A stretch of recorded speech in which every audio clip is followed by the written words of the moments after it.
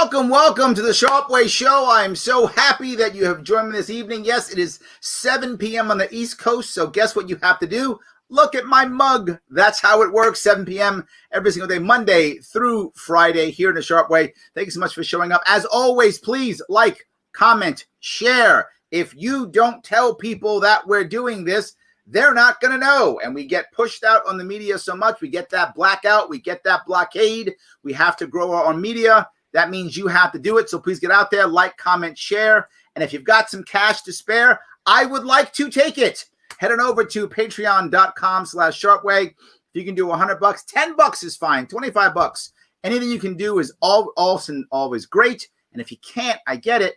Like, comment, and share. It is free. You can do that no matter what. So please do it if you can. I am very lucky today to have on the show I haven't had a guest in a while. I've been out campaigning, but I'm back and I have a guest, and I chased her down. Luckily, very short. I was happy she jumped on board. Sometimes I chased her for a while. She was good. She was good to me. The woman herself, Olivia Rondeau. Did I say it right? Rondeau. I knew that I was testing you to see if you would say it correctly, and you did. Obviously, so well done. Obviously. Thank you so much for having me on. I really appreciate it. I'm super excited to be here. Yes, and you are a self-identified, if I get it right, conscious Black conservative. Is that how you address yourself? Yes, sir. Why that? I would like to point out a deviation between mainstream conservatism, which is so far gone from what I believe it originally was meant to be. And I get a lot of comments like, well, why put Black in there? Why put Black? Because this is identity I got that as a comment. I did. Yep. I did see that, actually. I did see that. And I would like to point out that the Republican Party, conservatives in general, has never, ever had a problem with identity politics until it comes to certain demographics and certain people. They have no problem pointing out that we need a platinum plan for Black Americans, HBCU grants, all these things for Black people, all these things for Hispanics, Native Americans, different demographics. But as soon as I say, yes, I'm a conscious Black conservative, then they have a problem with it. So that's why I identify that way. I do focus a lot of my conservatism on African-American or Black issues. However, that's not my whole goal. I just like to say that because I think it's important to point that out. No, I get it. I know you're active in YAL, as many people who are in the Liberty Movement are. I know that you are, and I'm happy that you brought that up. So I was asking why you decided that. That's great. But the thing that I find when it comes to conservatives, and I think you and I were together at Maj Touré's Solutionary Summit last month in September, and that's when, for those who don't know, that's how I first met Olivia. Right, we were on the same panel together, and the common thread that I think both of us heard was that the Republican Party's outreach to Black America has not been good. Right, it hasn't been what it could be. So I think the Democratic Party, knowing that, has just said, well, we'll just do whatever because the Republicans are so bad at reaching out. We can basically just say we're here every 4 years and they'll vote for us. And I think that's been true. And I wish, as you know, I'm blatantly biased on this. I wish the Libertarian Party would be better. It's one of the reasons why I support Maj Touré so much. He's a Libertarian. And I want to get, I want more people.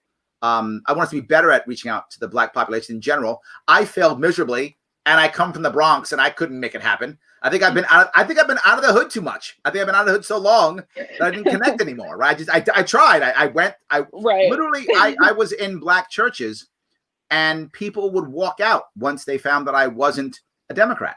That happened during my campaign. Yeah, not everybody, but there were certain people like they assumed I was Democrat. They looked at my face. He's in the Bronx. He's Democrat. And then I'm like, I'm Libertarian. They're like, what? And a couple would actually just walk out. So I struggled. I couldn't connect, and I tried to connect, and I had trouble. So I do think it's a common problem that the right does not reach out to Black America well at all. No, they absolutely do not. They absolutely do not. And I do think that Trump has seen that with certain advisors he's had in the White House, Pastor Darrell Scott, Sonny Johnson, a few other people who are self-proclaimed conscious Black conservatives. But so far, leading up to Trump's presidency, the Republican Party hasn't seen widespread Black outreach. And so while I do think we were making a lot of progress with this platinum plan, And as my recent video on YouTube, my whole Ice Cube thing with the Yep. contract with Black America, I think we are making strides, but I don't know if the base is ready for that. I see a lot of backlash when I talk about these things, and it's the same people who have this double standards. It's the same people who are like, pull yourself up by your bootstraps. We don't need a black plan. That's racist. That's pandering. The Democrats have this black plan, which we don't need. We don't want anything having to do with our culture, our color, our heritage, our race. And then when the Republicans have this plan, they're like, oh my God, yes, MAGA, Ice Cube MAGA. Like, I find the hypocrisy really ironic, and I just like to point it out and laugh at it. Yeah, you know, I guess the piece that I was finding, you know, I was at the Manhattan Institute here in New York City, obviously. And they were doing an event. This is probably 2 or 3 years ago during my campaign. And it was, you know, how do we deal with Black America, Black America? And there were many people on the panel, all Black, I think all men. And the common thing was, it always ends the same way, right? They talk, and it ends with the same thing. Black man bad. That's how it ends. Black man bad. Right? That's the end of they may talk for hours. They may talk for 5 minutes. But it always ends with black man bad. And it never, and I mean, when I've seen this, never does it even go to, by the way, the war on drugs has been destroying the Black family for 50 years. Never. I don't hear that. I don't hear them go, oh, and by the way, the war on poverty has been destroying the Black family for 60 years. Like, I don't hear any of that. All I hear is, why can't Black men be better? Right. The conservative talking point is typically Black men are horrible fathers. They get women pregnant, then leave for no reason. They don't go to jail or have to do with anything. They just leave for no reason. There's fatherless homes. There's Black on Black crime, and we don't talk about the reasons. We don't talk about how this was fostered, and I believe purposely fostered by the state. Yes. to quote Eric July, racism without the state is just a bad idea. Yep. With the state, it's a horrible genocide. Absolutely. Right? With the state, it's horrible. Yes, but no, I think that's true, and I don't hear that often. But what I heard when you spoke was you were doing something that most, may I call you an activist? Are you okay with that? Sure. That most activists don't do. You do this well. Most activists don't toe that line at all. They don't say, hey, we need to have some responsibility, and hey, the government's had its neck on our boot the government's had its boot on our neck for 60 years. It's always one or the other. It's Black man bad if you're on the right. If you're on the left, is government good. Government has to protect us. Right? So either Black man bad or Black family weak. Those are the only two answers. Yeah, but you don't do that. You say responsibility, but also there are things we can do to make things better.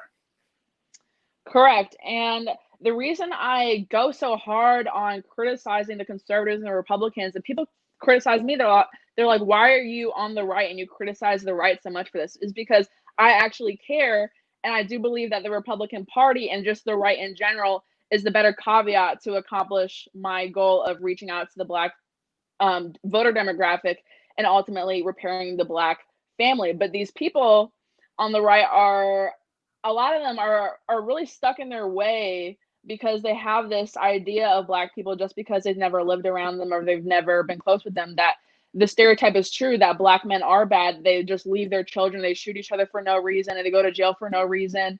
And it's honestly really ridiculous. But like, as you said, when you go to the left, it's just the Black people are helpless. They need communism. They need socialism. They don't need their guns. Nope. Right? You're totally right. It is a really complex issue, but it's so polarized, as you said. The left believes that, and the right believes that basically Black men are evil and super predators, as Hillary Clinton might say. Or Joe Biden might say. That is true. Yes, absolutely. Yes. No, and I guess I bring this up because of what you talked about, your video you talked about with Ice Cube. Ice Cube is not known for being a Trump supporter, right? That's not what he's known for, right? We don't go around going, Trump and Ice Cube are buddies. That's not what we think of at all. Yet he went to Trump saying, hey, I got this, contract for Black America. Is it contract for Black America, right? With Black America. Thank you. Contract with Black America. He's a contract with Black America. And hey, Trump, will you help me out? And Trump actually goes, all right. And the Democrats went, no. Silly contract thing. They said after the election. Yeah. After we win, you guys will get some reparations. You guys will get a little money in the pot. But obviously, that's never going to happen. Obviously. Yes. Well, obviously. What? Come on. When have Democrats ever screwed the Black community over? Besides always. Besides always, they've never done it. Besides always, they've never screwed the Black community over. Yeah, no, but that's a valid point. And then people get angry. This is why, right? One of the reasons why I'm disappointed in my own movement, right? You will often say, you said you will sometimes be upset with conservatives because you identify as conservative. Well, I identify as libertarian, and I attack libertarians. We're not ready for it either. That should have been us. Right. In my perfect world, Ice Cube goes to Democrats, which traditionally the Black community cares about them. He then goes there first. I understand that. Not mad at him for that. That's what his world told him. Right. You go there and say, hey, Democrats, here's my plan. Maybe we can have, something good. And they go, no. In my perfect world, he then goes right to us. Mm-hmm. He goes right to Justin Amash. He goes right to libertarians and says, hey, I got this, this plan. Libertarians, you care about equality, you care about fairness. Why you hate the war on drugs as much as I do? You hate the war on poverty just like I do. Why don't we make this happen? And they didn't. We weren't there for him. And then so he went to Trump. Mm-hmm. So I feel like for libertarians, that was a lost opportunity for us because we weren't ready for it. We didn't have the gravitas for it. We didn't have the connections for it. So he went to Trump, and Trump will get the credit for this instead of us. Right? Trump will end up getting the credit for it. Right. Yeah, that is unfortunate. And I wanted to ask you, because I was just saying before we went live, I was so mad you dipped as soon as the Solutionary Summit was over, because I did want to ask you, how could the LP grow its platform? It can't. No. Oh, it can't? Okay, that's cool. No, the reality of it is what the LP's lacking to be forward with you is infrastructure and talent and bodies. And that just takes time, right? For those of you may not know this, I know in 2016, I come out with a plan. I said I had a 7 to 10 year plan to grow this party out. I knew it would take between 7 and 10 years. So I've only been in for 4 years doing this. I mean, I've been a part of the party for 8 years, but I've only been doing this for 4. So I've still got 6 left. So there's simply more time. We simply need to build a better farm team to create more and more talent within our own pool, homegrown talent. And that means talent in candidates, talent in activists, talent in people that raise fundraisers, talent in campaign managers, talent in everything. We don't have enough, but it's happening. I think you'll see it. You see it more and more. The party's absolutely growing, but it has to grow from the bottom up. I want our top people to do well. I hope everyone votes for Jo Jorgensen. I hope they do. I hope she does well in the election. But the reality of it is we've got to build our bench out, right? No matter how well Jorgensen does, and I hope she does well, but however well she does, we still have to have local people on the ground doing stuff, right? We have to have that.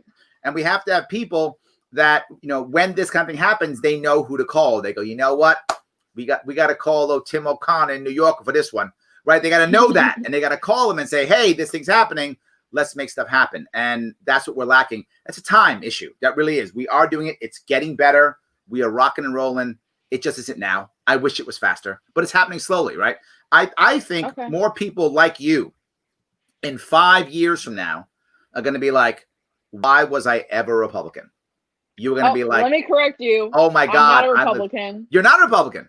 Nope. I'm registered independent. So you have to convince me to switch my registration to Libertarian. I love it. I am not a Republican, have never been a Republican. Thank you. Then I think in 5 years from now, you're going to be like, of course I'm a Libertarian. Larry was right.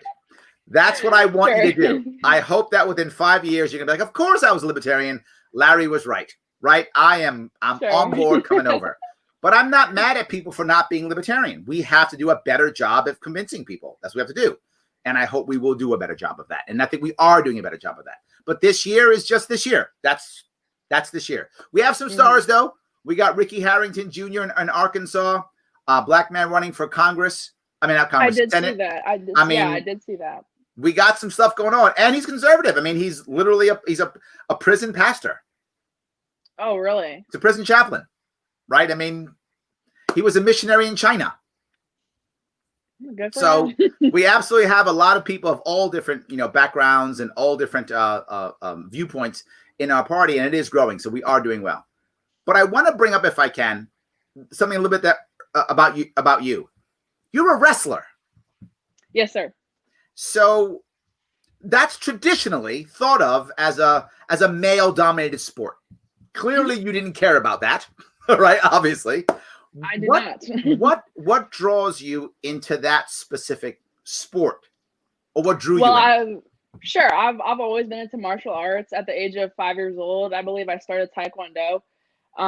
So I'm a black belt in Taekwondo, a blue belt in Brazilian Jiu-Jitsu, yellow belt in Krav Maga. I've done a lot of MMA, kickboxing, things like that. And so I did that growing up all throughout my early years, teen years. And so when I get to high school, my dad had this rule that I had to play a sport every season. So my fall sport, that was volleyball. I've been playing that since like 4th grade. So it was a natural choice. Winter sport, I've been playing basketball for a while. I absolutely hated it. Absolutely hated it. I was not good at it. My dad forced me into it because I was tall, and that was really my only advantage in basketball.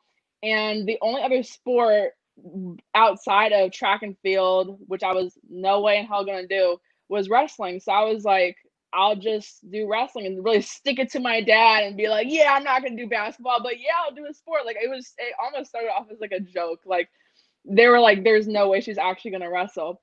And I was like, oh yeah, but there's a women's wrestling team at high school. There was not. I lied to my dad. So he would let me do it. Yes, I go to the meeting. I'm actually excited because I see 4 other girls there at the wrestling meeting. Turns out they were managers. So yeah, it was really awkward at first because I'm a freshman starting in a new school in a new town. I switched schools around a lot and I didn't know anyone. And there's all these guys who had been wrestling for years. Sure. And my first year was honestly really rough. It was really rough getting used to it because I'm just wrestling against guys who are experienced. Sure. And like you said, it's typically a male sport. Yep. And so I did catch a lot of flack from that. I had coaches, referees, opponents talking a lot of crap to me because I am a female, and it was difficult. But I honestly just knew it was for me from the beginning, even though it was super awkward. I knew it was for me. Wow. So you were a fighter then. I got it.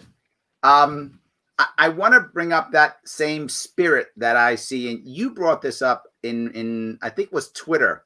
You were talking about the Hunter Biden issue, the Hunter Biden issues that keep popping up. Mm-hmm. I saw Frank Luntz. You probably know who Frank Luntz is. He's a very popular Republican pollster. Okay. He believes, it's his view, that all of the Hunter Biden things, the emails, the computers, that it's all a bad idea. Ignore it all. Nobody cares. Don't do it. Focus instead on, how you're going to make Americans better. How you going to make America great again. That's what he believes. But I see a lot of people who are pushing the Hunter Biden idea. I think that's the right answer. That's the fight answer. Do you like that answer because you're the fighter? Is that the wrestler in you saying you got to fight and that's the way? Is that? I feel like, tell me, maybe I'm wrong, but I felt from what I read that you were like, yeah, let's talk about this Hunter Biden thing. This thing matters. And I see someone like Frank Luntz going, ignore that. Don't do that. That no one cares. Go for here's how we're going to make America great again. What is your view on that? Did I read you wrong? I definitely think there should be a balance. I don't think we should be ignoring it because if it is true, it's a huge scandal. There has been a lot of abuses if it is true, because I don't know if you saw, a lot of recent reports are saying that the minor in question was not only an American citizen, but perhaps a member of the Biden family. That's not confirmed to my knowledge. So I'm not going to tweet about that or put that out there. But if confirmed, that is a big story. Now, emphasizing Trump's actual plan to make America great again as he says. I do think that's important. That's why I've also been pushing out the platinum plan stuff, and I've also been Yes. pushing out a lot of his other policies. So I think it is a balance. I'm waiting to hear more information on the Hunter thing, like if Joe Biden knew about this. So I would like to know if he had anything to do with it. However, it is not Hunter that's on the ballot. It is not Hunter that's running for president. That's what I'm saying, right? So, that my view is, and I'm not maybe I'm off obsessed here. with it. I feel like some people are, though. Like, I saw the people who responded to you, and there are some people who are all about this. And I see that it comes on my posts all the time. People go, but what about the Hunter Biden? What do you think about the computer? And I say to myself, I don't think anyone who already supports Biden is going to all of a sudden go, oh, what? This is a scandal? Now I'm voting Trump. They know he's a segregationist. They know he has a lot of these credible rape claims, which I believe are credible, against him. They know he said he didn't want his kids to grow up in a racial jungle because schools would be integrated. Like, they know all this. They know he was in office for nearly 50 years and never did anything. They know this. They just hate Trump that much. So why does Hunter Biden matter? If Hunter is a crackhead, if Hunter abused someone, they're going to be like, well, I hate Trump and I'm not voting for a white supremacist. So I do understand that. I do understand that. I just think it's an interesting story. Yeah, I don't think, you know, maybe that's, I don't know, fuel for the Republicans to impeach Biden. I mean, if he wins, maybe that's what it is. I don't know. I feel like if Trump is going to make any movement, it's going to be more with what you were talking about with the platinum plan than it's going to be by yelling about how bad Hunter Biden and may actually be. To be forward, I haven't paid attention. It could be a serious scandal, could not be. I just don't think it'll affect the election either. I think you're right. Even if we found out, for the sake of argument only, that Hunter Biden was a crackhead who abused kids, I'm making this up completely. But if we found that out, that was true, and it was, you know, whatever, photos of him doing it or videos or whatever, I don't think it would change anything. I think people who support Biden would be like, check. I don't think they care. I don't think it would change a thing. Isn't their slogan settle for Biden? They didn't even want him anyways. They just hate Trump. They literally hate his guts that much. So I've actually said Biden could be a ham sandwich. They could vote for Kim Jong-un over Trump. They don't care. They don't care. It's not Trump. Checkbox. That's it. We are good. Exactly. I don't think it will be easy at all, because I think if you look at what happened in reverse, the Democrats did a lot of the same ideas against Trump. He was, you know, supporting Russia. His kid, Donald Trump Jr., was taking money from Russia. They did the same things, right? And Trump still won. I don't think that kind of thing works, right? The Democrats tried it against Trump. Trump still won. Republicans tried against Biden. I think if Biden's going to win, he's still going to win. I don't see this. Oh, if he's going to lose, he's going to lose. I don't think that will change anything, right? Whatever. My problem is I can't tell who's going to win or lose because I don't trust data anymore since 2016. So I don't know, right? I know Trump's going to lose New York State. That I'm sure. Doesn't mean he'll win the election. I have no idea if he will or not. But if he wins, he'll win without New York like he did last time. But my state is far too blue. He's not getting my state. Far too blue. No, I agree. And I've been thinking about this a lot because I'm from Maryland originally, but I currently go to school and I live in Pennsylvania, which is obviously the hub. And everyone's talking about Pennsylvania right now. And it's funny that you thought I was a Republican because I'm pretty sure I'm the only person that is employed with a GOP office that is not a registered Republican. That's why I assumed you were. My mistake. So I work for my local GOP temporarily until the election. And I do a lot of phone banking. I do a lot of text messaging. And I do live in a very blue area of Monroe County, Pennsylvania. Mm-hmm. However, there is a lot of Trump support here. Like overall, the Democrat registration is over 60% in this county, but Trump signs on every corner, MAGA hats everywhere.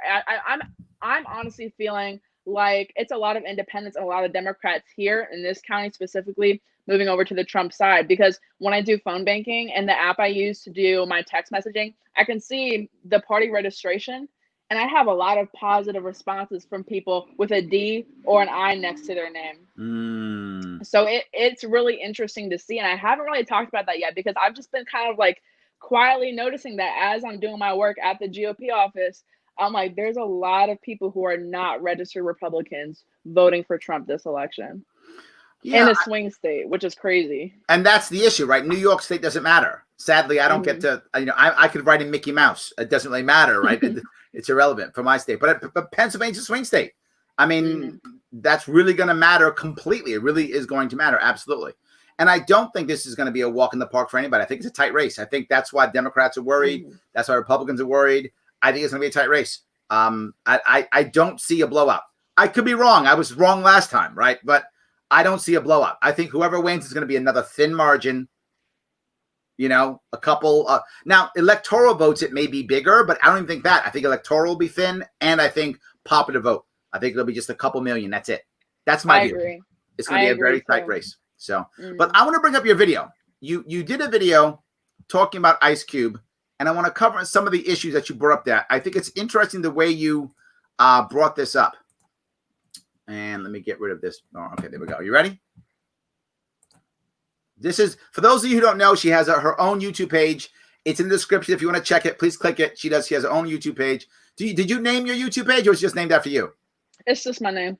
There we go. There we go. You should keep watching because we're actually talking about a really, really interesting and strange topic today. You should keep watching. You're right. So if you have been online, if you've been on Twitter, been on YouTube, watch the news anytime between, 2 days ago and today, you might have seen that Ice Cube and Trump are trending together, and for a reason that you probably wouldn't expect. So now I want to go through that. You brought up something that most people don't notice, right? How one of the ways I'm assuming, and tell me if I'm wrong here, that you decide what to cover in general is what's trending, right? That's a thing I'm assuming. You look and see what's trending. Yep. People my age don't even know what that means. Right? But that's a thing. Like, trending means people are talking about it, right? Right. So people talking about Ice Cube and Trump, then you go, okay, something's up. Is that how it's done? Yeah, I look at the Twitter trends. I spend my entire life on Twitter, so just gathering information from there. I don't really watch like cable news, so I will watch clips of the news on Twitter or on YouTube, but I'm not like sitting in front of the TV. So yeah, I get most of what's quote unquote trending from the actual Twitter trends. Got it. It's funny. I'm the weird guy. I actually sit in front of TV and watch TV. I do that. Yeah, that's weird. That's really weird. It is weird. I know. It's weird. I have a TV, even weirder. But yes, absolutely. All right, let me keep going if I could. Person you would expect to work with Donald Trump or the Trump administration or any Republican for that matter. But this is what apparently is happening. So it came out the other day that Ice Cube and President Trump are working together on a plan for Black Americans. If you watched my previous video, you will remember when I touched on the Platinum Plan, which was released by the Trump administration a couple weeks ago, which is a plan addressing issues in the Black community. So it ranges from making Juneteenth a federal holiday to categorizing the Ku Klux Klan as a terrorist organization. I remember this part. Finally, how is it not already a terrorist? Like, that really... So let me bring this up. This part, when I first watched this, I actually didn't even know this. This was news to me when I first watched this video of yours. This goes back to our original point. Why are Republicans so bad at talking about this?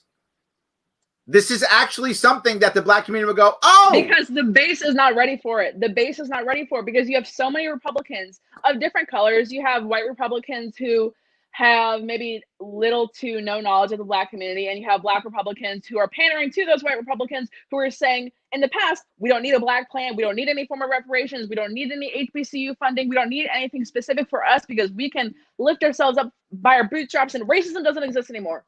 So they've been spoon-fed these talking points for so long that if they heard that Trump and Ice Cube were working together on this platinum plan, on this contract with Black America, would they even like that?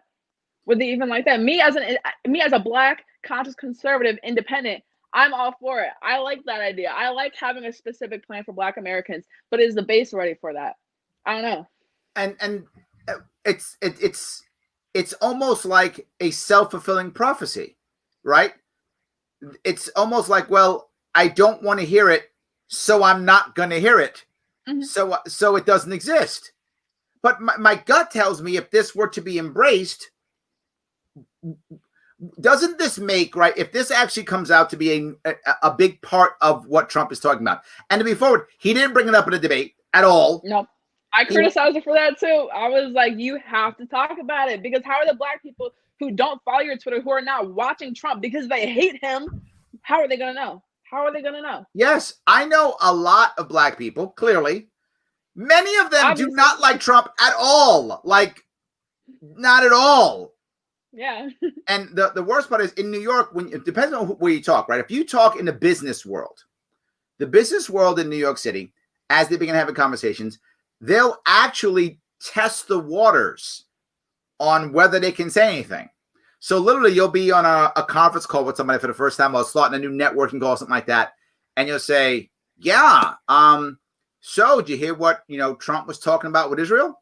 Mm-hmm. And totally neutral, waiting for you to say something, right? Mm-hmm. So if you say something like, as an example, "Oh, terrible. Oh, Trump's evil. Okay, that's where you stand. Now I know how I can talk." Or you go, "Yes, isn't he brilliant? Oh, okay, that's where you stand. Now I know where I can talk." Because we don't know what to say until we know whether you hate Trump or not. And I know that shouldn't be a thing, but it's a thing. No, listen, I'm in college, so that's literally my day-to-day life. Every time I meet someone new in a new class, new professor, like that's basically how all the conversations start off. Like, "Oh, did you hear what Trump did? Did you hear what Trump did?" And of course, since I'm in college, most of the responses are, "Oh my God, that's so racist." But you know how it is. He tied his shoe. So racist. So yes, I get it. Yes, 100%. Yeah. Well, the problem, of course, becomes we are united far more by what we hate than what we stand for. Right. So even within my own group of libertarians, I have to hate one side or the other, or I don't get embraced by either side. It's not what I stand for. That doesn't matter. Very few people in my movement are mad for a policy issue. Some are, but most are not. They're like, "Why won't you hate the right libertarian? Or why won't you hate the left libertarian?" "Oh, you won't hate those people? Larry, yeah, you're going to stay over there. You can't join our cool club." That's kind of how they do it. But I see it here also, the same thing. I see that idea of you've got to decide what side you're on. So now if Ice Cube goes to Trump, by default, Ice Cube becomes the enemy, doesn't he? Oh, people were calling him a coon, a sellout, an Uncle Tom, all these horrible names. White people were calling him that. I was like, how are you going to call him a coon? Like, that is not for y'all to say. Yes. But people were doing it. And it was literally not because he put on a MAGA hat, not because he said, "I'm voting for Trump," not because he said, "I'm a Republican." It says, "I brought a plan to both parties." And the Trump administration accepted it and said, "We will work with you." Well, if I remember what Trump was talking about, not Trump, Cube was talking about, he was talking about the idea of you got to talk to power, right? That was kind of his thing. If I want to get my plan done, I got to talk to power. And if Trump's going to win the election, then he's the guy to talk to. If Biden's going to win the election, then he's got to talk to. So I'm trying to talk. That's what I got from what Ice Cube was saying. Did you feel the same thing or no? No, definitely, because he was getting a little defensive when people were like, "Oh yeah, Cube is MAGA now, Cube is all this," and he was like, "I never endorsed anybody. I didn't endorse anybody. You just have to talk to the man in charge, and that's the man in charge." And like he said, he took it to both parties. And the Democrats wrote him off. So what did they want him to do? What do they want him to do? They want him to bring it to the Democrats. And the Democrats said no. So how is it cool for bringing it to the person in power, the person that could probably make a better change than the Democrats? Yeah, but you're also assuming that they want to solve this problem. And it's the issue I bring up. That is true. They don't want to solve the problem. Yeah, right? A lot of people just want to complain. Well, again, it becomes that litmus test, right? If I don't have something to fight over, then I actually have to solve problems. So as long as I yell Trump bad or Trump the God King, either one of those two things, I have now sacrificed. I've said what's right. I don't do anything at all. I'm on your team now. So let me keep going if I can. You had so much you want to say. I want to keep going a bit. Confuses me. How is it not already a terrorist organization? Good point. My point. But it did all that. And then there was another very, very interesting bit, up to $500 billion allocated for the Black community. I did criticize Trump for not even bringing it up during debates. And I did criticize the Republicans a lot on Twitter for not really bringing it up in the media. But this Ice Cube thing might shed a little bit more light on that, and I'll get right into that. So I believe it was back in August that Ice Cube released a he plan did. to help the Black community called the Contract with Black America. And that almost got no press. None at all. None at all. So now George Floyd is killed. His death, the left yells defund the police. The right yells back the blue. No plan for anything. No one's got to answer. We just pick sides and yell at each other. His death became yet another thing we fight over with no solutions. Except Justin Amash comes up with a plan to end qualified immunity, which gets no play whatsoever. Ice Cube has a plan. Here's something that can change some things. How about this plan? And the funny part about his plan is, you know this, he was open to have a conversation about it. He wasn't about you, it's this or nothing. He was like, here's a plan, let's talk about it. I think I saw it twice total. And then it was, let's just back the blue or defund the cops. That was it. There was nothing in between. This goes to the opposite, right? You mentioned the idea that, you know, maybe the base of the Republican Party isn't ready to hear a leader in on the right support Black issues. Maybe they're not ready. But I would add the other piece. Maybe the Black community is not prepared to hear somebody who has answers either. You know what? That very well may be the case, as you just said. When there is nothing to fight for, you actually have to put in the work. And not just the Black community, but for human nature. It's very easy to sit on Twitter and hashtag Black Lives Matter, hashtag justice for this, justice for that. But what are you actually doing in your community? So if a lot of these issues were fixed, if the war on drugs was fixed, if the public school to private prison pipeline was fixed, what are we going to sit with our Twitter fingers and do? What are we going to hashtag? What are we going to protest for? You know, I do think there is a bit of truth to that. Yeah, and that's my other worry, right? People will get mad at me when I would say, I get why people are pulling down statues. And then, why you support? I said I didn't support them pulling down statues. I just understand it, right? If I completely understand it. Yes, when you look at those statues, they're like, oh, it's not tearing down history. First of all, if you actually do your research on the majority of those Confederate statues, they were not put up during the Confederacy. They were not put up during the Civil War. They were put up within my grandparents' lifetime to intimidate people. They were put up by a lot of racist hate groups who are like, hey, these are our forefathers, our great Confederate forefathers. So they were not put up as a tribute during the Confederacy to Confederate soldiers or to Confederate officers. So that's the reason behind that they're there. If they want to make the argument that we should keep it for that historical purpose, so we should learn from our mistakes, that's okay. I'm obviously not a person that goes around vandalizing things or tearing things down. But as I said, I understand it because of the history behind why those statues are there in the first place. Yeah, so I'm saying I understand why they're doing it. The problem is to what you and I just talked about, right? It feels good, but it doesn't solve a problem. I pulled down a statue. Now racism is solved, right? No, I pulled down a statue. Now I feel better about myself for the next couple of hours. That's basically what happens. It's like a drug almost, right? I pulled a statue. See, I did something. And I think it's a frustration, right? Because we don't have something to do. We want to do something, right? And particularly when you put us in lockdown from the coronavirus for 3 months, 4 months, with nothing to do and no purpose and no jobs, and then all of a sudden say, here's this problem. It's easy to protest for 6 weeks in the street where you don't have to go to work in the morning. Absolutely. Right? Absolutely. Very easy. And now I got 20 people going, let's take this statue down. We'll teach the man. And so, yeah, we go pull the statue down. We teach the man. But we didn't actually do anything. And this is what, Jim brings up. Does anybody have an actual plan, like all written out? Yes, Ice Cube has a plan. Literally. That's what we've been talking about. There's a platinum plan. There's a contract with Black America. But is the media talking about it? Are the Republicans even talking about it? No, they're not. No. And Trump had this amazing opportunity during the presidential debate where they're like, have you condemned white supremacy? What have you done to stop systemic racism? And he says, he didn't say shit about it. I'm sorry, but he didn't say anything about it. No, you but can he say had this it's amazing fine, it's internet. Okay, he didn't say shit about it. And he had this amazing opportunity to be like, I actually have condemned white supremacy on like 15 different occasions. First of all, he has multiple times, but he should be like, I actually have condemned it, and here is my actual plan to end a lot of the systemic racism. But he couldn't even say that, and that's what leads me to believe that his party is not ready to hear that.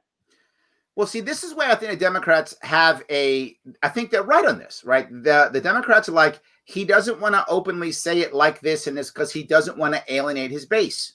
Mm-hmm. There is and I'm very clear about this. In no way am I saying, be clear, that Trump supporters are racist. I know many Trump supporters, and they're nowhere near racist. Reluctant Trump supporter here. Many of them. With that said, there is a chunk of racists that support Trump. There is a chunk that does. That's accurate, right? Now, absolutely. All their racist Democrats, 100%. They're just nicer. Mm-hmm. I'm serious. They're just nicer, mm-hmm. right? No, I've experienced it. Yes, as soon as I say my political views, suddenly I'm a coon. Suddenly I'm all these racial slurs, but it's the left calling me that. So yes, yeah, absolutely. Totally true. So, but I think he's worried about that because he's worried about his base. But I got to tell you, I think it's not the right move. I think Trump's messing up.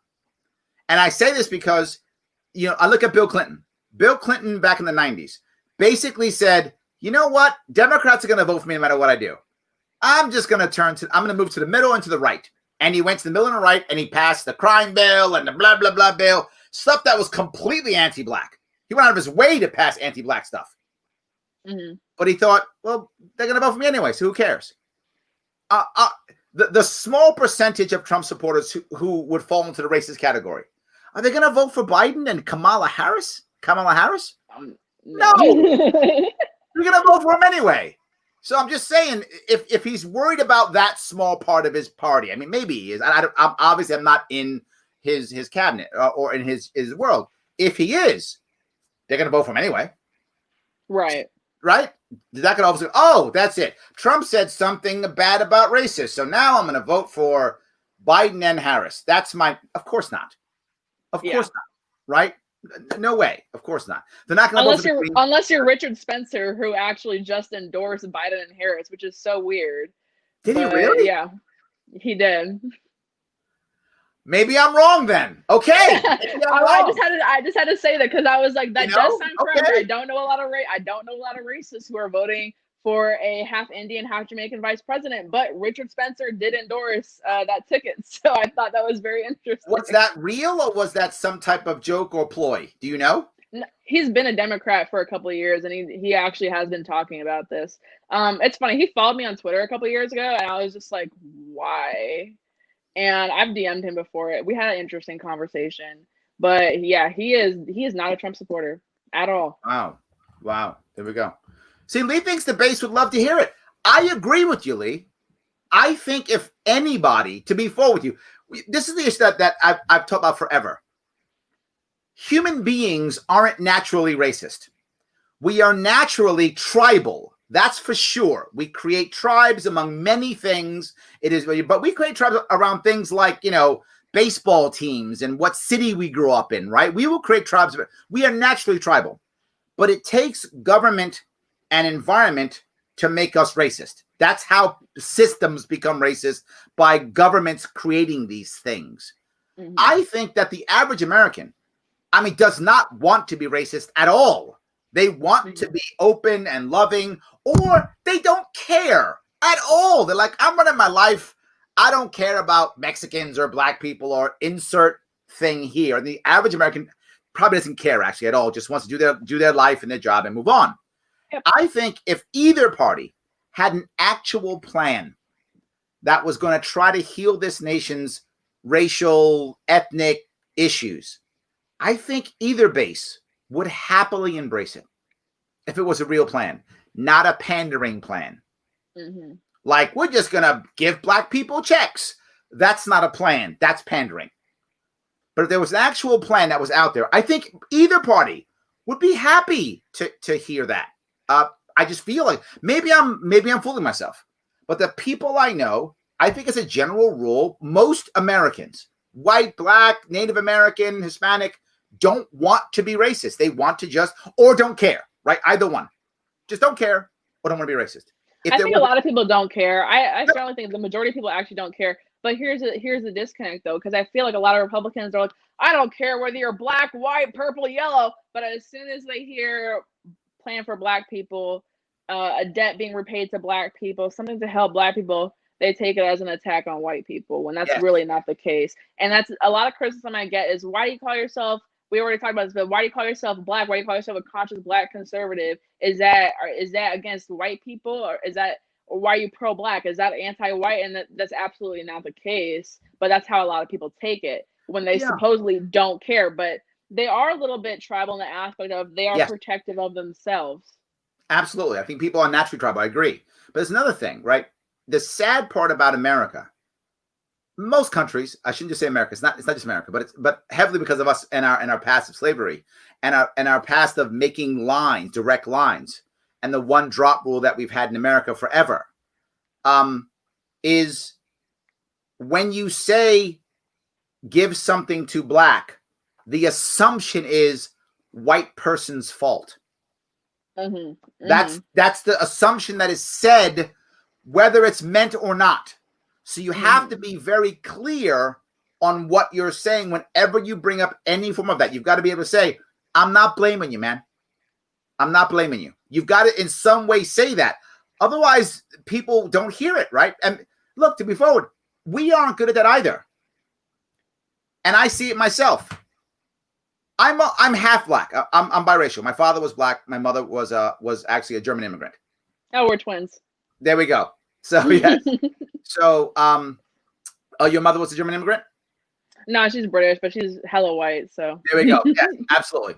But when I was in the press, very often I was called the only African American in the race, or the black businessman. I was very in the media, very often, and I never said, by the way, look, I'm black. I never said that, right? Clearly, I'm black, but I don't have to announce it. I'd never announce it and say it, but the media would do it for me anyway, because people are thinking that. The one drop rule in America says if you're not white, you're black. That's how it works. And I get that. I'm not mad about that, right? But that's what it is. Absolutely. I get it. Absolutely. And if we understand to be true, it makes us very heavily become a black and white. Larry is black.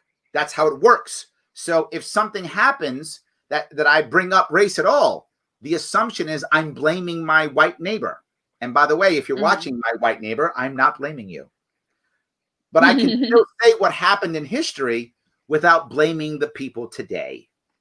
We can all take responsibility for fixing things, regardless of whose fault it is. And the example I bring up is, you decide to start dating somebody, right? And you're dating somebody, and that person has lots of baggage from their previous relationship. Lots of baggage, right? Lots of issues. You have three choices. Choice number one, you say, hey, this person has too much baggage for me. No, thank you. That's an option you could take. Makes sense. Some people do that. Option number two, you could do. You know what? This person has baggage, but you know what? Not my fault. I wasn't, with that person before, so it's not my fault and blah, blah, blah. That's their problem, not mine. You're going to have a very bad relationship. You have a very bad relationship. That's racial relations. Right. That's racial relations in America today. Or the third option, you say, yeah, you know what? It's not my fault, all the stuff they went through. It's not my fault. I wasn't there. But I care about this person, and I want to fix this relationship. So I'm going to take responsibility for helping them get through all of their baggage, even though I wasn't there for it, because I care about this person, and I'm going to help them through it. And you know what? I probably got my own baggage too, and hopefully they'll help me through my baggage, and we'll have a better relationship. That would work. Either you end the relationship, or you agree to take responsibility to fix it, whether it's your fault or not.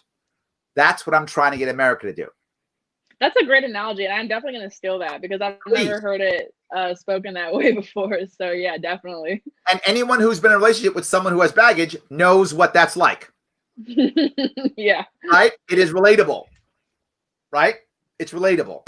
So I think that's really the biggest issue. I think we want to get to that level of saying it doesn't matter whether it's your fault, my fault, anyone's fault. In business, I will often do this when I come in as a consultant. There'll be all kind of problems. That's why I come in. they come into all kind of problems and issues, and I walk up and they start saying all the problems. They are blaming everyone.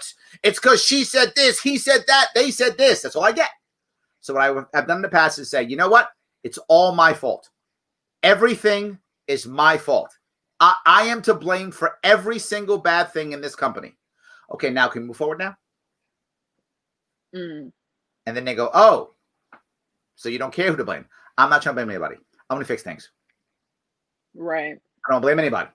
I wish more people had that mindset. And I feel like I have a very uncommon opinion or belief as a right libertarian, as a conservative, whatever anyone wants to call me. I do believe in a form of reparations for ADOS, aka American Descendants of Slavery, for anyone who does not know that.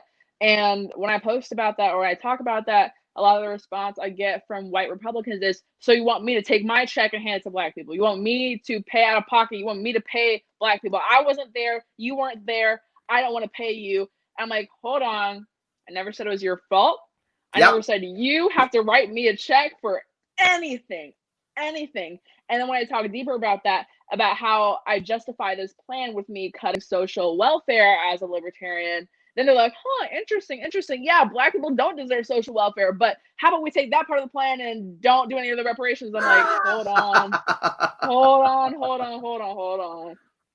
And another common misconception I get is that reparations would only be for slavery. And I disagree with that. I think that the discrimination and segregation that was legal until the 60s, I think people are owed a debt. I think a lot of people deserve to be repaid for that, including my own grandparents and parents who lived through that. What I would say, and this is controversial, I would actually say that the apartheid that America suffered after slavery was actually worse than slavery. And the reason why I say that, for our culture, not for the individuals. Clearly, the individuals who were enslaved, it was worse for them. Obviously, I want to say it because someone will say that I didn't mean that. Of course, that's true. I meant for the culture in general. Because many people have been enslaved in the past, right? Many cultures have been enslaved in the past. But once the slavery was over, they were no longer slaves. Right. It was done. In most cases, some form of reparations were paid, and they went on their way. In most cases. Not all, but most. Ours, it wasn't. Right? The thing I bring up constantly, people don't get this. While many different countries and people and backgrounds have been enslaved, there was always a reason for enslavement. For example, as an example, they lost a war. They somehow made the current king of whatever area unhappy with something, and there was punishment. And as a punishment, they were enslaved. That was a common thing, right? Whatever happened, you were enslaved. But your children weren't slaves because they didn't do anything. So a slave could be married to a non-slave or a slave, have a baby, and the baby was not a slave. In fact, it's the story after story of children loving their parents, going out working, making money, and buying their parents' freedom. Only in Black America were you a slave because you were Black. That's why Americans should tell slavery is so evil, and why I think there's a big disconnect when a lot of Republicans and just people in general are like, well, every race has been enslaved at some point, and every race is. First of all, not as recently, not in the government that we currently live under, and not because of their skin tone. There's a lot of different reasons, yeah. And of course, that wasn't because people, and this is what people don't understand, that wasn't because people are racist. That's not how it works. It was because the government, the people who were in charge in the 1600s, true story, decided that they wanted to make a difference between Blacks and whites. If you look at the early American history, when Blacks and whites came to America, they both came basis at almost equal people, and they were trying to fight. They were actually uprising. The Bacon Rebellion was an uprising against the elites in America in the 1600s. I think 1619, 1620, in that area, somewhere in that area. It was an uprising. And when the uprising happened, the leadership said, whoa, we can't have this. We are now going to make a difference. Black people are now slaves. White people are indentured servants. There is a difference. And that was the beginning of chattel slavery in America. That's what made it different. It was the elites trying to control the masses because the masses were integrating naturally, because they always do. Humans are not naturally racist. We are naturally tribal. In this case, tribal was based upon class in early America. It wasn't based upon skin color. It was based upon class. We were poor. To hell with those rich people. We don't care what skin color you are. The rich people were bad in that case, right? That's how that worked. Right. You now move on, and you always have that separation of black versus white. And that was government sponsored, government mandated. Well, if you can have a government mandated, government sponsor, you then begin to tell your society stories about this. Well, why else would there be a law against it if blacks weren't as bad as they say? Why wouldn't there be a law if blacks weren't inferior? Why wouldn't there? Why would we have slavery if blacks weren't inferior? And so you tell yourself stories over the course of centuries, and those stories stick.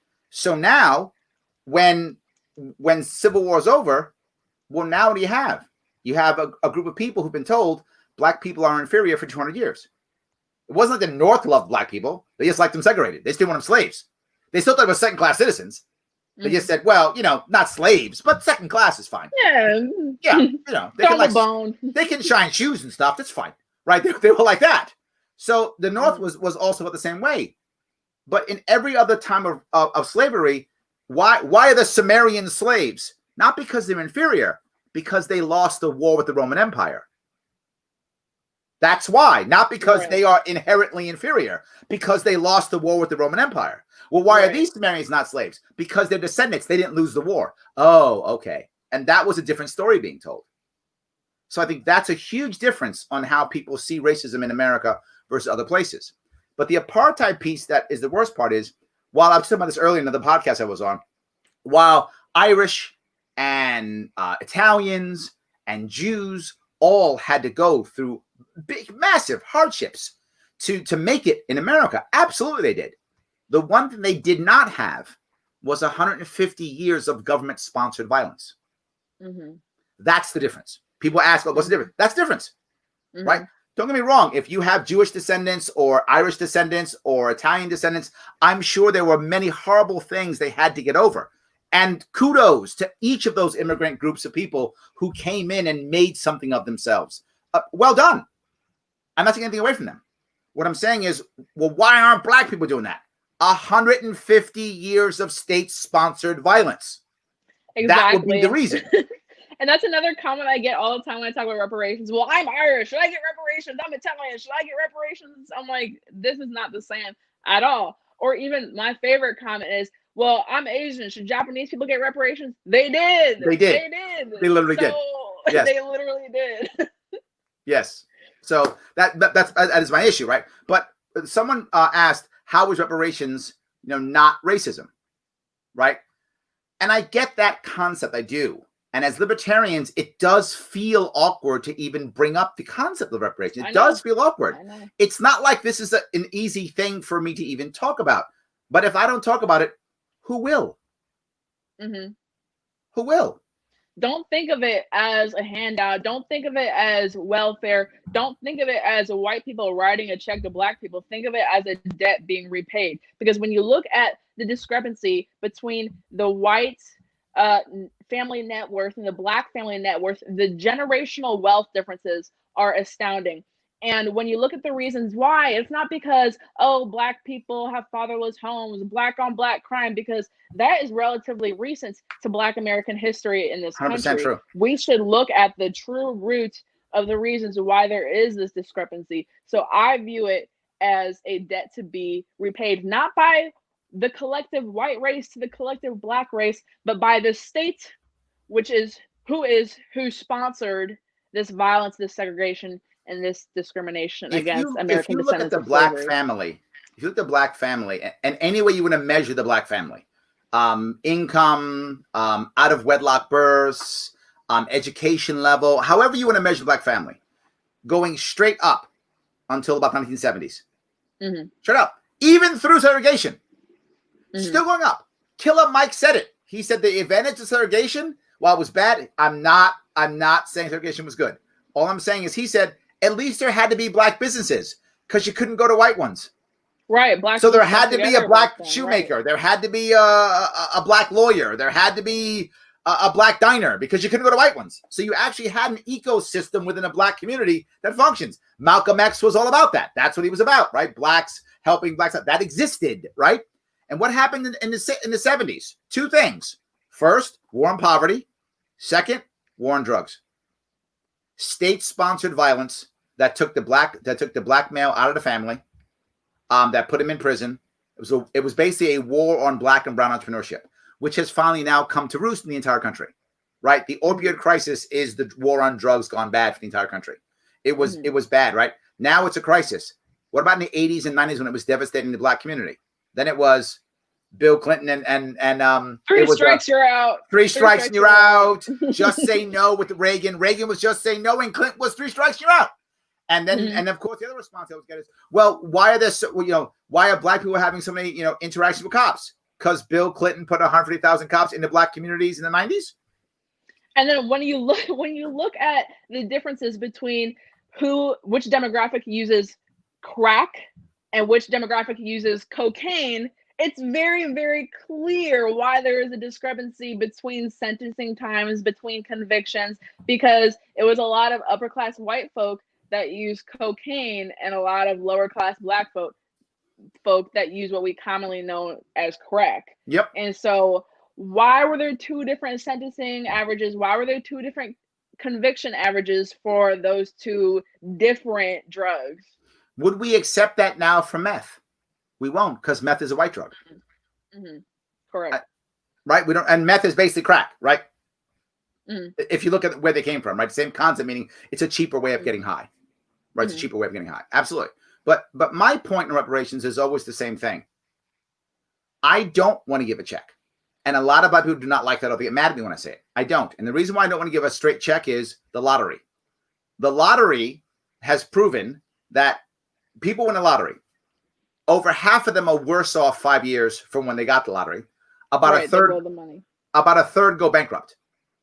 Dave Chappelle and his Chappelle show in the early 2000s did a show on this. No reparations. He was joking, right? I remember that thing from Dave Chappelle. I'm rich, biatch. He was yelling that. Remember that? Yes, that's from that show. And that was a guy who blew all his money on cigarettes and booze in a big truck. Now that's a joke, obviously. But even Chappelle realized that's not a black thing. That's a human thing. We piss money away when we get it if we're not trained to do it right. It's what we do. Now you mentioned with Larry, it's their right. It is. And that's libertarian to me. I agree. It is their right. It's not like I'm saying isn't their right. If they want to get it and piss away, they can. But if I'm going to come up with a plan, I'm not going to come up with a plan. I'm not going to be responsible for a plan that I know is going to fail my people. I'm not going to do it. So I'd rather have a system that encourages integration, which is what I want, encourages the most important thing, ownership mentality in the black community, which we are lacking tremendously, right? Encourages that. And last, encourages something else, transferring of wealth. The biggest thing that we have in the black community that we've lost over the past 150 years is we haven't had that family wealth transfer that many others have had. Don't get me wrong. Some white families have had their butts kicked too, like anybody else. I'm talking as a group. So if I were to create any type of reparations plan, it would be something like this. And I'm making this up for sake of argument. The average generation is 23 years, I believe now, but 23 years is a generation. So we take it for a generation or 2, 46 years, 2 generations. For 2 generations, any property owned 51% by someone who's a descendant of slaves, and we decide descendant of slaves similar to the way we do Native Americans now in America, I think it's 1/8 or more you are considered a Native American. I forgot, but there is a rule. I think it varies between different nations, as Cherokee Nation, Sioux Nation. But yeah, something like that. We follow whatever that rule is, so we have a precedent for following that rule. I like the concept of the 1/8 idea, but whatever works. I'm happy with maneuvering how we do that. Any piece of property that is owned by 51% descendants of slaves or more, half property tax, no matter what the local laws are. Half. Done. Period. Half. What does that mean? It's an incentive for me to buy land, but more importantly, people who are wealthy whites or Asians or Hispanics, they want to buy some big investment property. What's the first thing I start thinking? Where are my black friends? It's the first thing I think. They are voluntarily going to want to now connect with their black friends and start getting some investors in here. Now, what does it also mean? It now means that now the black community that traditionally, don't get me wrong, there are some black moguls. There are, but they're almost all in entertainment. Almost all the entertainment. It's rare to find black moguls in business. They exist, very few relative to other races, and also very few real estate relative to other races. Very few. But if you now put that, now all of a sudden now it's going to be a reason for the black community to get involved in things like real estate, commercial real estate, personal real estate by default, and a reason to integrate and to teach and to learn. And you'll do it for a certain period of time, 23 years or whatever. But on top of that, you then say any business owned 51% by the descendants of slaves, half business tax. Same thing. Now you may say, well, Larry, isn't that a quota system? No, quota system is if I have X number of people in my business. And how that actually plays out is a New York City law firm where there's 100 people in the law firm and they go, oh, 10% of our population is black. Where are they? Mailroom. They're all mailroom employees. I don't want mailroom employees in an affirmative action issue. And I don't want it to be mandated. If you don't want someone of color, descendant of slaves in your business, you don't have to have it. You're going to have they're going to have a little bit of an advantage over you. They are. They're going to have half of property tax.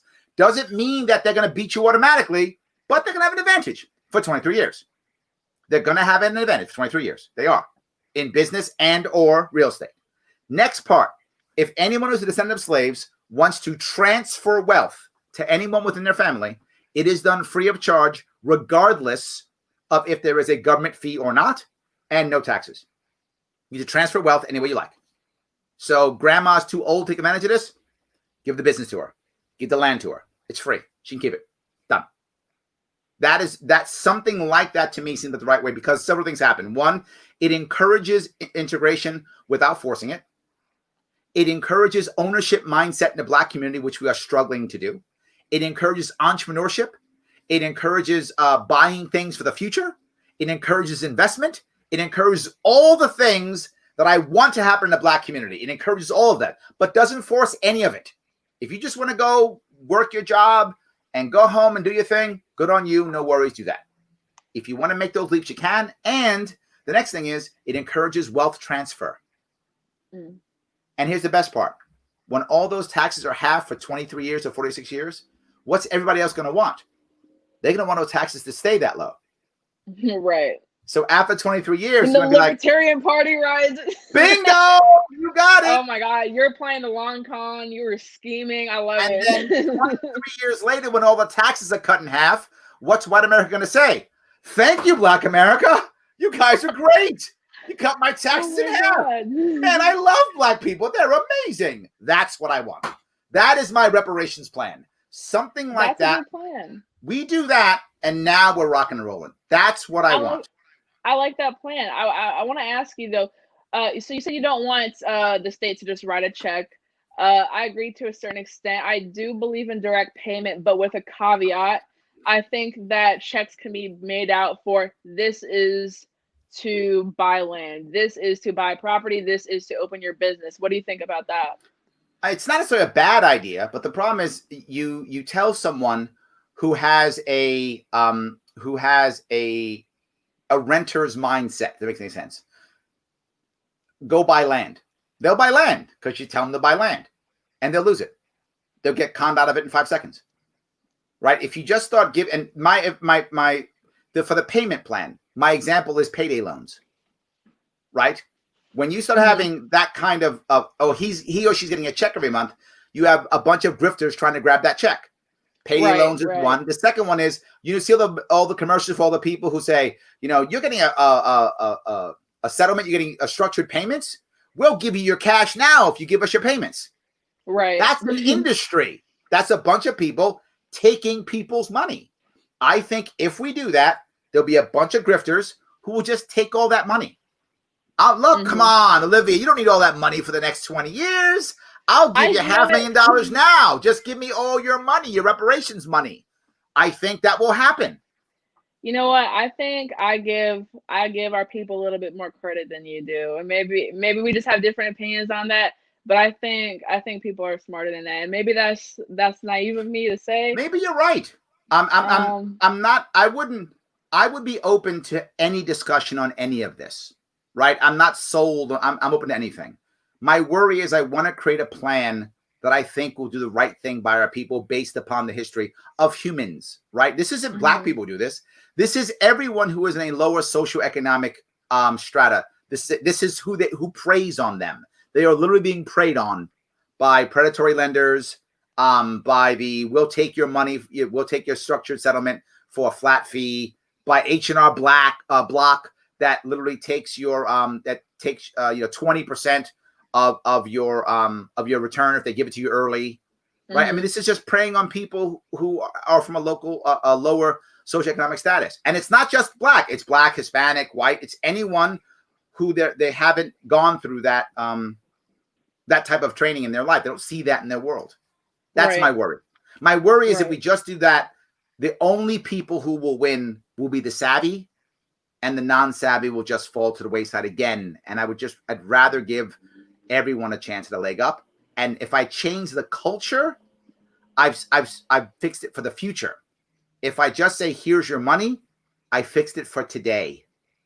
I'd like to fix it for the future. Maybe there's a combo. Maybe there's that's what I'm thinking, because I used to have the exact same mindset. I actually wrote an article in December entitled "What Conservatives Don't Get About Reparations," and I was like, it doesn't have to be direct payment. It doesn't have to be a check. We can do small business loans. We can do tax cuts. But my opinion did change to direct payment with a caveat. So I think that a combination of both would be appropriate. Maybe it is. Maybe it's I'm making this. Maybe it's 5 years of payments and 18 years of this or whatever. But the only issue is what I don't want to do is create a permanent protected class. Right. Because any protected class will eventually be second class. Just how it works. Which is, I really like your idea of for a generation or two. That's why I really do like it.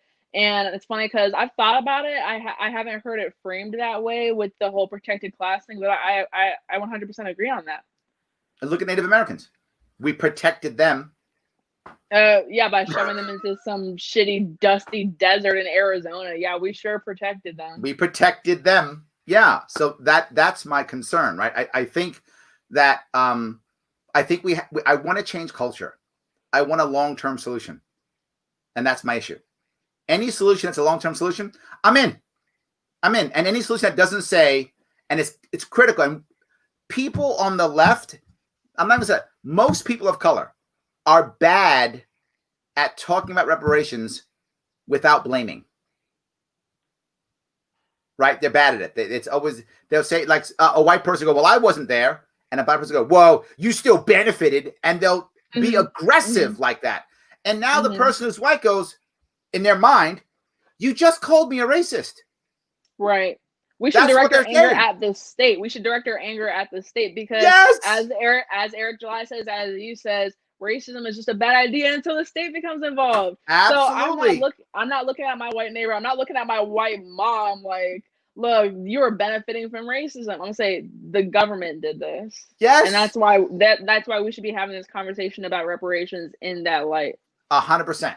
That's why I'm saying it's got to, the problem is when we use phrases like systematic racism, what the average white person feels is, I'm not racist, it's my system. That's what the average person feels. And it pushes them off. I don't use that phrase. What I talk about is, let's change the system, period. That's it. Better system. Which winds up making that happen anyway. So people's reaction to that phrase, systematic racism, I believe that's why Trump could not even get a clear thought out about it at the presidential debate, because they asked him about it. They asked him about condemning white supremacy. They asked him about systematic racism. And he really it was obvious he didn't know what to say, because people do get offended over that because they take it as blame. Yes. We have to get better at communicating. People very often will say things to me like, They love the Ben Shapiro thing, which says facts don't care about your feelings, right? Oh, God. Okay. Such a terrible idea. Feelings are so important. Feelings ignore facts. Feelings make up facts. Feelings change facts. Feelings are far more important than facts. It's not even close. Feelings are superior to facts in every way possible because they will adjust facts. Facts don't adjust feelings. Feelings adjust facts. And so we have to talk about feelings. And when we're talking, we've got to communicate in a way that doesn't make people feel bad. That's totally right. I have nothing against Shapiro personally.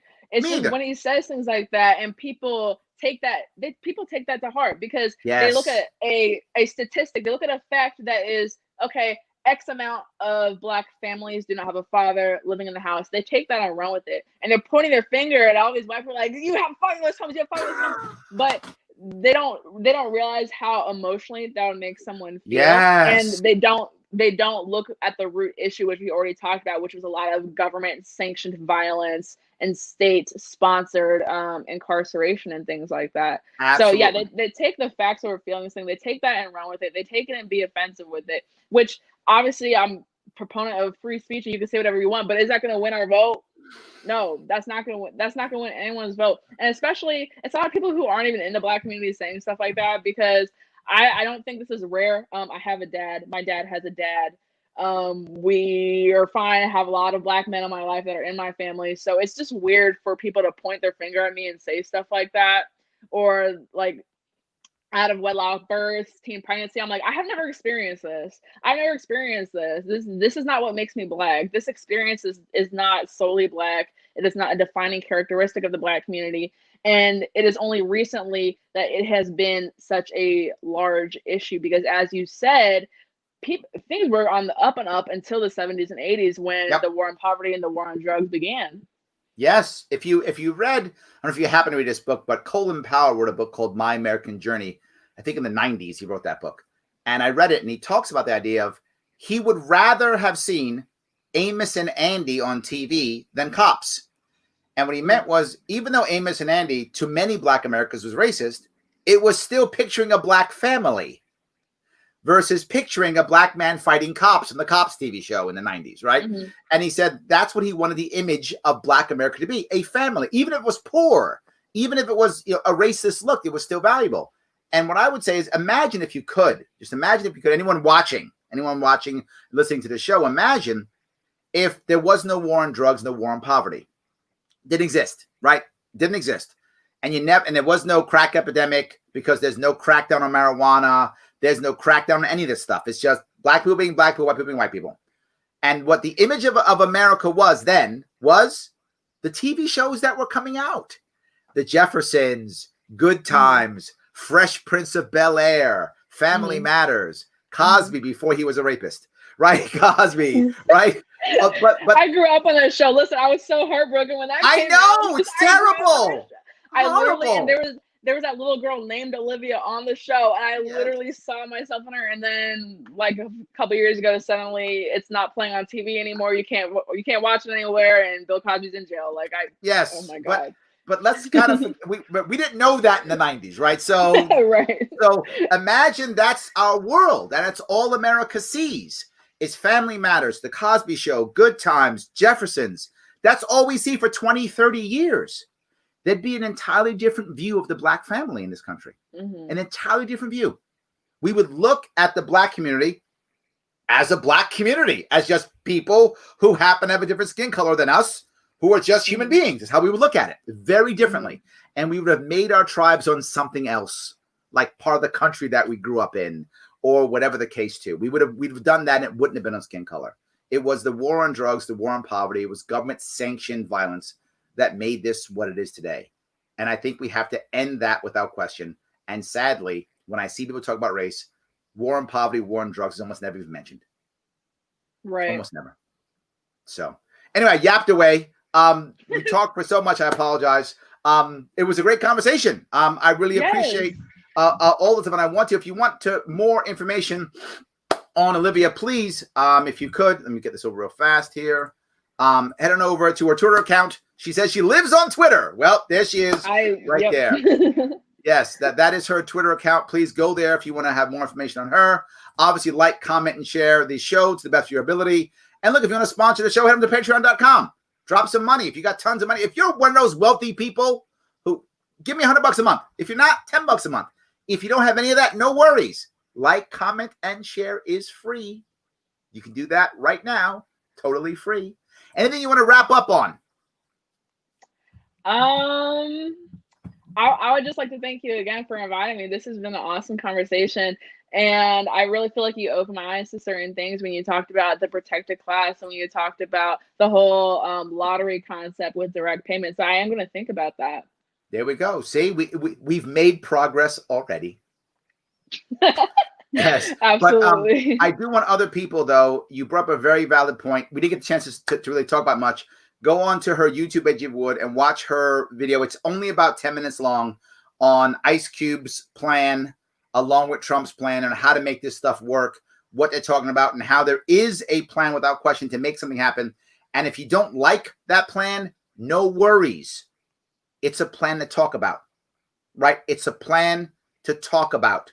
And what I learned in business, if you can't get the right plan on the table, put the wrong plan on and start asking why it's wrong. And before you know it, you'll get the right plan. But you can't move forward without a plan. Absolutely. Guys, thank you so much for watching. Olivia, thank you for coming on. I appreciate it. Thank you so much. All right, guys, I'll see you all soon. I'll be on tomorrow night with Lindsay Jennings. And hopefully it'll be funny. It might not be, but it'll be entertaining at least. I'll see you guys all tomorrow.